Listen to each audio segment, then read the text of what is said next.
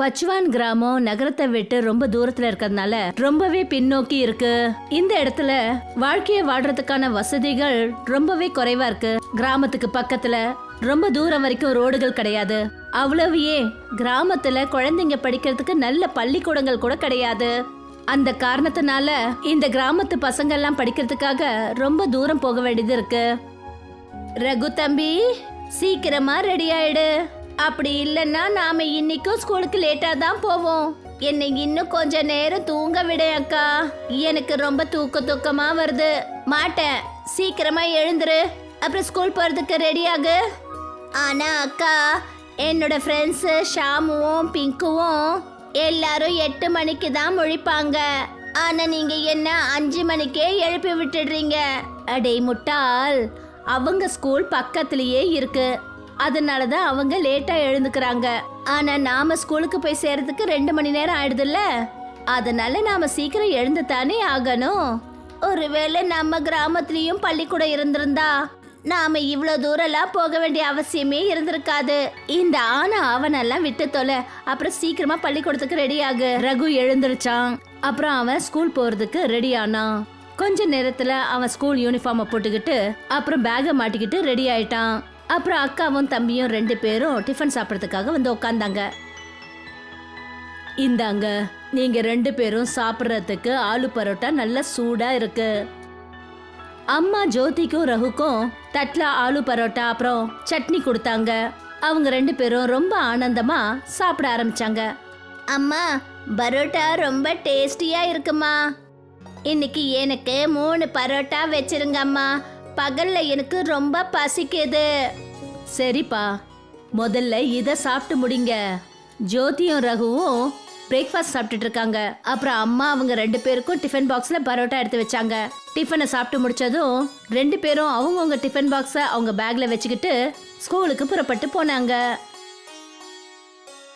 அது சரிக்கா, இப்பெல்லாம் உங்க கிளாஸ்ல என்ன நடந்துகிட்டு இருக்கு? ஜனவரி 26 வருது இல்லையா? அதுக்கான ஏற்பாடுகள் தான் நடந்துகிட்டு இருக்கு. அடேங்கப்பா, எங்க கிளாஸ்ல கூட அதே மாதிரி விஷயங்கள் தான் நடந்துகிட்டு இருக்கு. நான் அதுல பார்ட்டிசிபேட்டும் பண்றேன் தெரியுமாக்கா. என்ன, நிஜமாவா? நீ பார்ட்டிசிபேட் பண்றியா? ஆமா, ஏன் கேக்குறீங்க? ஏன்னா நானும் பார்ட்டிசிபேட் பண்றேன். இத பத்தி நீ எதுக்கு என்கிட்ட முன்னாடியே சொல்லல? நீங்க என்கிட்ட கேட்கவே இல்ல. எதுக்கு? அப்படியா? சரி, நீ எதுல கலந்துருக்க சொல்லு. நான் இந்த முறை சிப்பாயி வேஷம் போட்டிருக்கேன். நான் பரேட் பண்ண போறேன். அப்புறம் எல்லாருக்கும் சல்யூட் பண்ண போறேன். அப்படியா? இதுதான் விஷயமா? எங்க எனக்கு ஒரு முறை சல்யூட் பண்ணி காட்டு.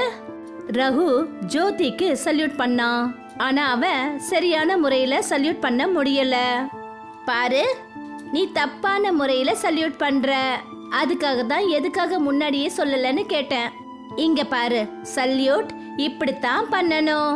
அப்புறம் ஜோதி அவளே ரகுக்கு எப்படி சல்யூட் பண்ணணும்னு சொல்லி கொடுத்தா. சரிங்கக்கா, நானும் இதே மாதிரி சல்யூட் பண்றேன். இப்ப ரகு ஜோதிக்கு ஒரு முறை சரியான முறையில சல்யூட் பண்ணி காட்டினான். இப்பதான் நீ கரெக்டா சல்யூட் பண்ண.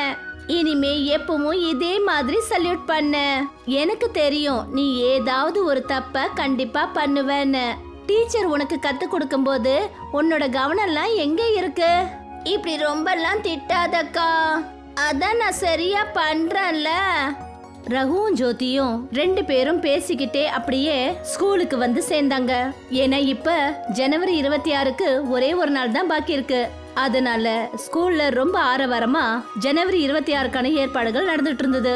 அப்புறம் பசங்க எல்லாரும் ரொம்ப ஆர்வத்தோட அதுல பங்கேற்றுக்கிட்டு இருந்தாங்க. டீச்சர், நான் என் குரூப்போட போய் ஃபங்க்ஷனுக்கான ஏற்பாடுகள் எல்லாத்தையும் கவனிக்கட்டுமா டீச்சர்? டீச்சரும் சரின்னு தலையசைச்சாங்க. அப்புறம் ஜோதி தன்னோட ஃப்ரெண்ட்ஸுங்களோட கிரவுண்டுக்கு போய் ஏற்பாடு பண்ண ஆரம்பிச்சா. ஸ்டூடெண்ட்ஸுங்க எல்லாரும் நாளைய ஃபங்க்ஷனுக்காக ரொம்ப உற்சாகத்தோட இருக்காங்க. அப்புறம் ரொம்ப ஆர்வமா எல்லா ஏற்பாடுகளும் பண்றாங்க. ஸ்கூல் முடிஞ்சதும் எல்லாரும் அவங்கவுங்க வீட்டை நோக்கி போக ஆரம்பிச்சாங்க. இன்னைக்கு நீ எல்லாத்தையும் நல்லா ரெடி பண்ணி வச்சிருக்க இல்ல? ஆமாக்கா, இன்னைக்கு நான் அந்த மாதிரி தான் செஞ்சேன். டீச்சர் எப்படி சொன்னாங்களோ அப்படி. அப்புறம் நான் என்னுடைய மற்ற ஃப்ரெண்ட்ஸுங்களுக்கும் எப்படி சல்யூட் பண்ணணும்னு சொல்லி கற்றுக் கொடுத்தேன். அடேங்கப்பா, நீ உண்மையிலேயே ரொம்ப ஸ்மார்ட் ஆயிட்ட. சரி, நாளைக்கு யாரு எந்த அளவுக்கு ரெடியா இருக்காங்கன்னு பார்க்கத்தானே போறேன். ஆமாக்கா, நாளைக்கு ரொம்பவே ஃபன்னா இருக்க போகுது பாருங்க. மற்ற பசங்கள மாதிரி ரகுவும் ஜோதியும் நாளைய நாளுக்காக காத்துக்கிட்டு இருந்தாங்க. ஆனா ராத்திரி வானத்துல பயங்கரமான கருமேகங்கள் சூழ்ந்துடுச்சு. நல்ல மழை பெஞ்ச காரணத்தினால ஜோதியோட கிராமத்தை ஸ்கூலோட இணைக்கிற பிரிட்ஜ் உடைஞ்சு போச்சு.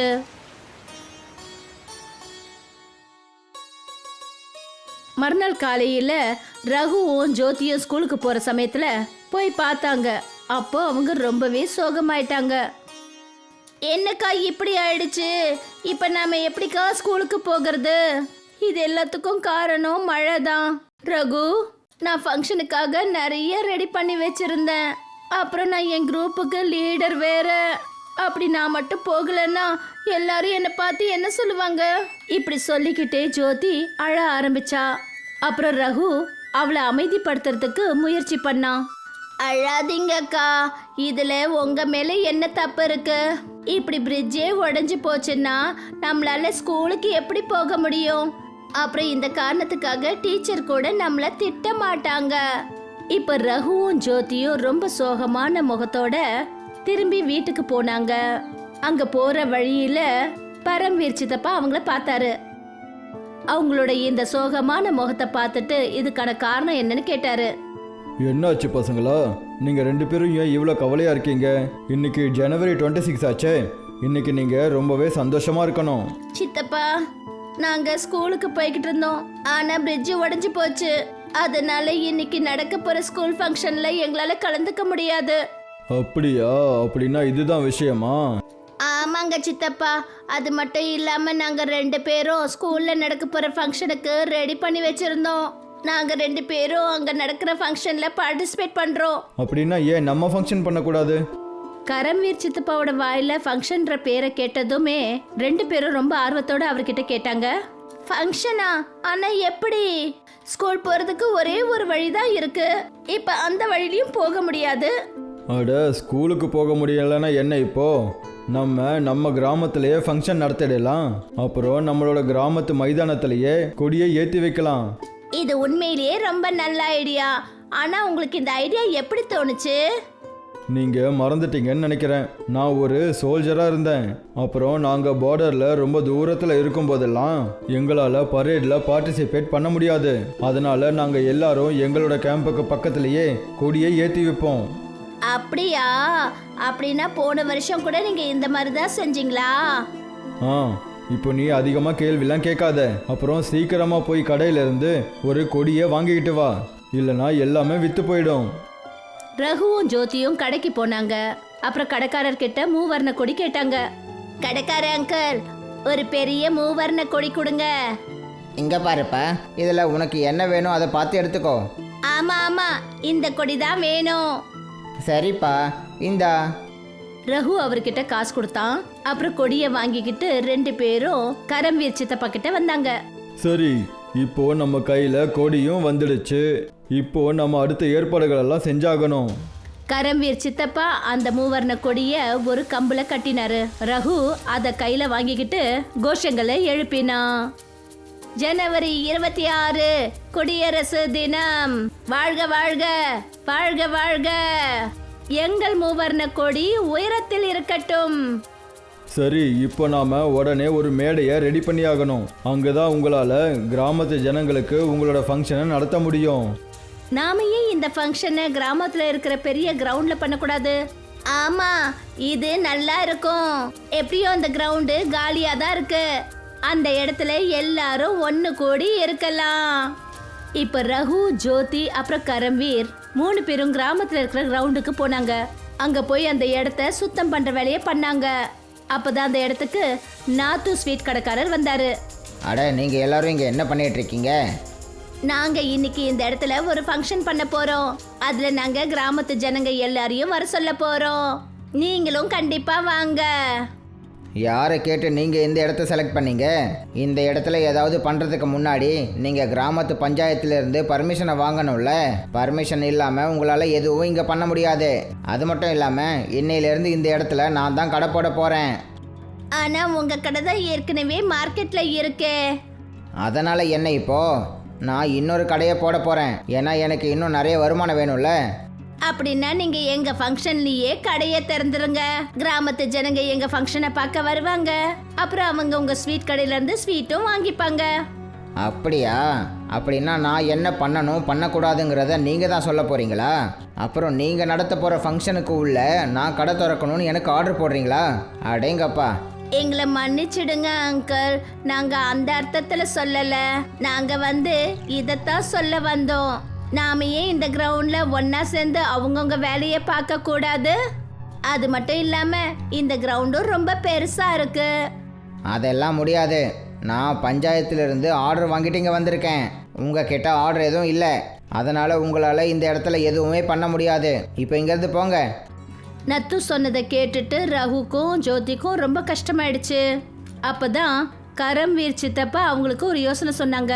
நாம ஏன் மைதானத்தோட அந்த பாகத்தில் நம்ம ப்ரோக்ராம் பண்ணக்கூடாது? அந்த இடமும் கொஞ்சம் நல்லா தான் இருக்கும். அப்புறம் அந்த இடத்துல யாரோட பர்மிஷனும் நமக்கு தேவையே படாது. ஆ, அப்படியே செய்வோம். சரிங்கக்கா, நீங்க போய் மற்ற ஏற்பாடுகள் எல்லாத்தையும் கவனிங்க. நான் போய் கிராமத்துல இருக்கிற ஜனங்க எல்லாரையும் கூப்பிட்டுட்டு வரேன்.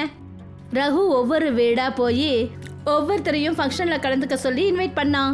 அப்புறம் இந்த இடத்துல ஜோதி கரம்வீர் சித்தப்பாவோட சேர்ந்து ஓலை, வைக்கோல் இதெல்லாம் வச்சு ஒரு சின்ன ஸ்டேஜை ரெடி பண்ணான். கொஞ்ச நேரத்துல ஜனங்க நிறைய பேர் அந்த இடத்துல ஒண்ணு கூடினாங்க. அப்புறம் ஜோதி தன்னோட ப்ரோக்ராம ஆரம்பிச்சா. அது எல்லாருக்கும் ரொம்ப பிடிச்சு போச்சு. அடேங்கப்பா, இந்த ஜோதி குழந்தை அவளோட ப்ரோக்ராமை ரொம்ப நல்லா ஏற்பாடு பண்ணியிருக்காளே. எல்லாரும் ஜோதியோட உழைப்பை பார்த்து பயங்கரமா கைத்தட்ட ஆரம்பிச்சாங்க. அப்புறம் இந்த விஷயம் கிராமம் முழுக்க பரவிடுச்சு. அதாவது கிரவுண்ட்ல பின்பகுதியில ஒரு நல்ல ஃபங்க்ஷன் நடக்குதுன்னு அதை பார்க்கறதுக்கு எந்த கிராமத்து ஜனங்க இது வரைக்கும் வரலையோ அவங்கெல்லாம் அந்த ப்ரோக்ராம பார்த்தாங்க. வாவ், இந்த குழந்தைங்க இந்த இடத்த ரொம்ப அருமையாக சுத்தம் பண்ணி வச்சிருக்காங்களே. ஜனங்கள்லாம் அந்த இடத்துக்கு வரத பார்த்துட்டு அந்த கடைக்காரரும் அந்த இடத்துக்கு வந்தாரு. மன்னிப்பு கேட்டபடி எல்லாருக்கும் தன்னோட கடை ஸ்வீட்டை கொடுத்தாரு. என்னை மன்னிச்சிருங்க குழந்தைங்களா. நான் பணம் அதிகமாக வேணுன்ற பேராசையில் உங்களை அந்த இடத்துல ப்ரோக்ராம் பண்ண விடவே இல்லை. அதெல்லாம் இருக்கட்டும் அங்கிள், வாங்க உட்காருங்க. நீங்கள் ரொம்ப நல்லாவே ப்ரோக்ராம் பண்ணீங்க. எனக்கு நான் ஸ்கூல் படிக்கும்போது இருந்த ஞாபகங்கள்லாம் வந்துடுச்சு. எல்லாரும் நத்து ஸ்வீட் கடையில செஞ்ச ஸ்வீட்டை சாப்பிட்டாங்க.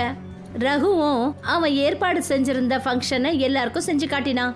அதுல கரம்வீர் சித்தப்பா அவனுக்கு உதவி செஞ்சாரு.